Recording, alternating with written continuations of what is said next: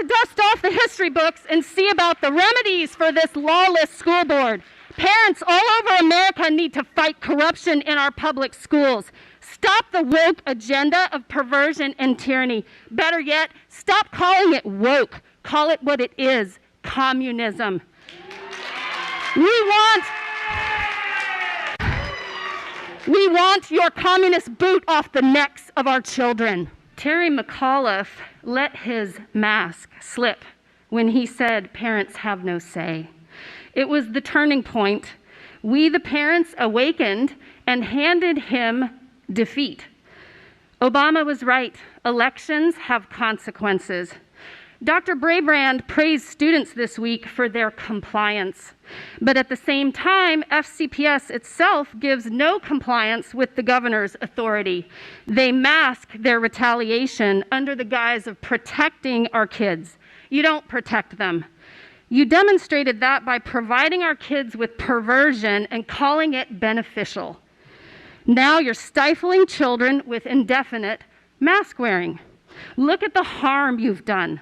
Kids are failing, speech delayed, depressed, and suicide rates soared. The little ones have never even seen their classmates' smiles. Mandates are not the principles this nation was founded upon. Our forefathers came here to escape tyranny.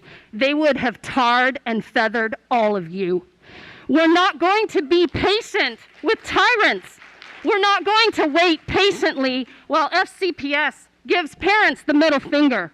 You all should be fired for your retaliation. Refusing to follow an executive order in Virginia has a 1-year jail sentence. How about it, officers?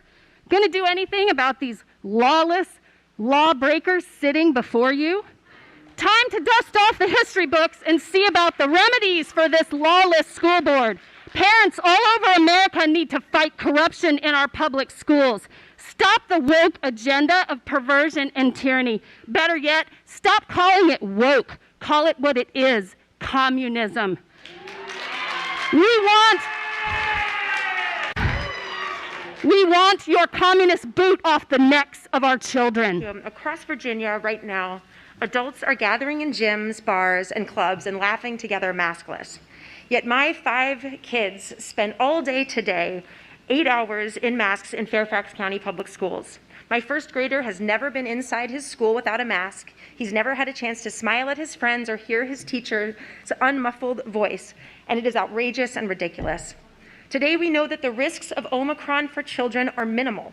Public health officials know that the masks that you require do not work against this variant and have called them useless facial decorations. Of course, parents have different assessments about these risks. That's fine. Some worry about viruses more than they do the mental health damage that these masks are doing to our kids. And Governor Youngkin respects that. He respects parents' rights to make choices for our children. He gave parents like me the right to mask out of your forced masking. Why then, when I went to my friendly local elementary school to exercise that right, did some poor, kind woman have to tell me that my kids were suspended? I know she didn't want to do that. I know that most of the teachers know this is lunacy and cruel to kids. Why are you putting them in this position? Fairfax spends $15,000 about a kid per each year. You've gotten hundreds of millions of dollars in the emergency funds, and Virginia still has $3 billion in unspent school relief funds.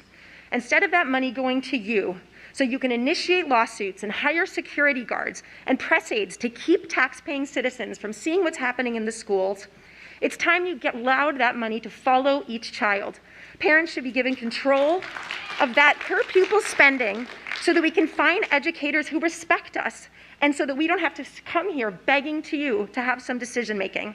This week is known as National School Choice Week, and it's time for Virginia to give parents like me the ability to just leave this school system that very clearly doesn't want us anyway.